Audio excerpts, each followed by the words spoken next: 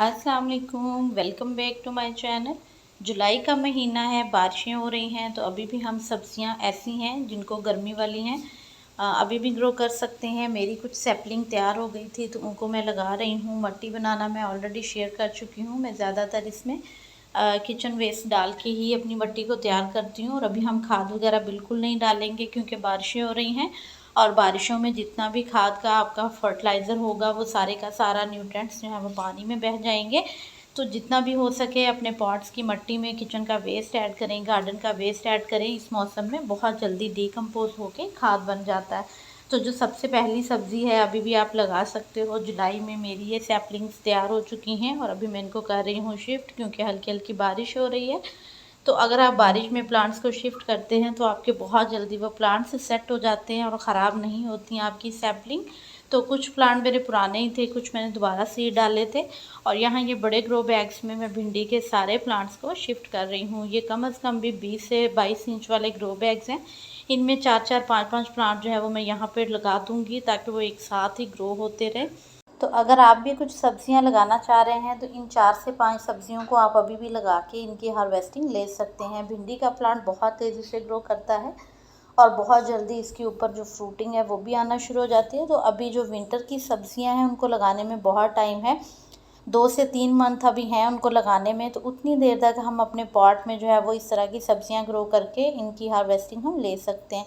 ये पुराने प्लांट्स हैं जिनमें वापस से भिंडियां आना शुरू हो चुकी हैं। ग्रोथ आप देख सकते हैं कितनी ज़्यादा हो रही है। यहाँ भी कुछ सीड डाले थे मैंने और ये छोटा ग्रो बैग है, यहाँ ही मैंने कुछ पालक के सीड डाले थे। तो आप अभी पालक को लगा सकते हैं, बारिशों में बहुत अच्छे से ग्रो करेगी। मैंने यहाँ पे जो सीड डाले हैं वो मैंने अपने ही कलेक्ट किए हुए पालक के सीड डाले हैं, मैंने मार्केट से नहीं परचेज़ किए। जब हम पालक को 2 से 3 बार हार्वेस्ट कर लेते हैं तो उसके बाद उसमें सीड बनने लग जाते हैं। उन सीड्स को बनने दें और उसके बाद वो जहाँ गिरेंगे वहाँ ही आपके पास फ्री ऑफ कॉस्ट जो है वो पालक के प्लांट जो निकलना शुरू हो जाते हैं। तो मेरे हर पॉट में निकल रहे हैं वही और मुझे लगाने की ज़रूरत भी नहीं है। तो पालक जो है वो काफ़ी अच्छे से यूज़ किया जाता है। तो आप उसको ज़रूर लगाइएगा जुलाई में क्योंकि उसके सीड आपको बार बार नहीं लगाने पड़ेंगे। एक बार आपने लगा दिए तो फिर आपके पास सीड्स भी फ्री में मिल जाएंगे और प्लांट भी बहुत अच्छे ग्रो होंगे। इसके अलावा आप करेले के सीड लगा सकते हैं, तुरई के लगा सकते हैं। तो मेरे ये प्लांट देखें, करेले के तो पुराने ही हैं, जो पहले ही लगे हुए थे वो ख़त्म नहीं हुए थे, उन्होंने बारिशें शुरू होती फिर से ग्रोथ शुरू कर दी। यहाँ देखें करेले के पॉट में ही ये भिंडी के 2 प्लांट निकले हुए हैं, यहाँ भी पुराना भिंडी का प्लांट है। तो ये सारे पौधे अब फिर से अच्छी जो है वो हार्वेस्टिंग देंगे। पुराने बचे हुए प्लांट जो होते हैं वो जल्दी फ्रूटिंग पे आ जाते हैं, तो उससे हमें फ़ायदा हो जाता है थोड़ा सा। ये करेले की वाइन्स जो थी 3 से 4, ये मैंने रूट समेत निकाली नहीं थी, तो उन्होंने देखें दोबारा से कितनी अच्छी ग्रोथ ली है और अब उनके ऊपर फ्रूटिंग भी आना स्टार्ट हो चुकी है। जो पौधे गर्मी की शिद्दत से बच गए थे तो अब देखें अच्छे ग्रो हो रहे हैं, हमें सीड भी नहीं लगाने पड़ेंगे और यहाँ से हमें हार्वेस्टिंग भी मिल जाएगी। ये साथ में ही तुरई की वाइन है जो कि काफ़ी अच्छे से फैल रही है और जैसे जैसे इनको बारिश का पानी मिलता है तो ये बहुत अच्छे से ग्रो करते हैं।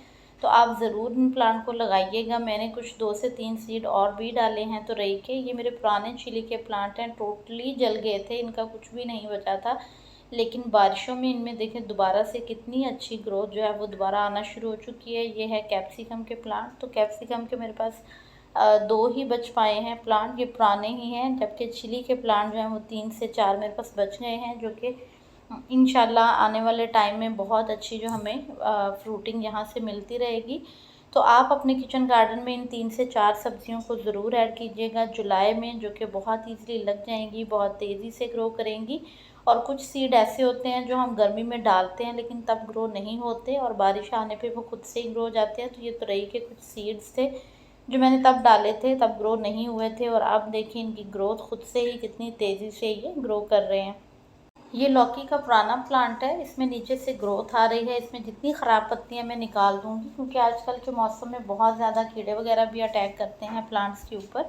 तो अगर आपके पास नीम ऑयल है तो आप नीम ऑयल का स्प्रे करके अपने प्लांट्स को इन कीड़ों से बचा सकते हैं क्योंकि आजकल के मौसम में फ्रूट फ्लाई बहुत अटैक करती है। जो भी बेलें हैं आपने लगा रखी फ्रूट वाली, तो अपने जो फ्रूट उनके ऊपर आ रहा है उनको कवर कर दिया करें पॉलीथीन से या फिर किसी भी कपड़े से कवर कर दें, ताकि ये जो फ्रूट फ्लाई है वो उसमें डंक नहीं मारे और आपका जो फ्रूट है लगा हुआ वो अंदर से ख़राब ना हो।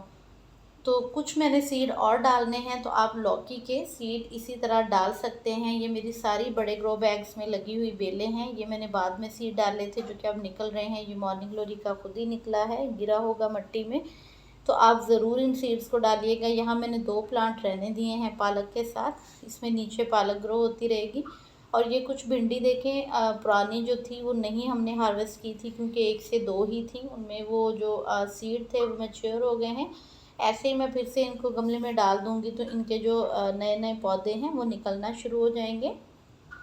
वो इसलिए भी हार्वेस्ट नहीं की थी कि 2 ही भिंडियाँ थी तो उनका क्या करना था, तो वो सीड्स जो है वो बनना शुरू हो गए हैं।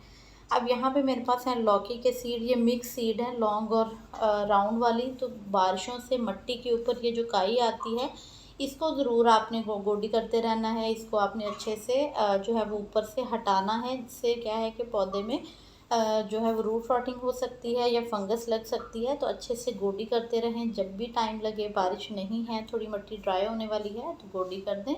तो इसी पॉट में ये मेरी क्यारी है, 24 इंच वाली क्यारी है, और इसी में मैंने जो है वो बैंगन का प्लांट है लगा हुआ, तो उसी के अंदर मैंने लौकी के सीड डाल दिए हैं। तो आप ज़रूर इन सब्जियों को लगाइएगा, और अगर कोई प्लांट बाय करने हो, नंबर आपको डिस्क्रिप्शन में मिल जाएगा, आप वो भी बाय कर सकते हैं। दुआ में याद रखिएगा। अल्लाह हाफिज़।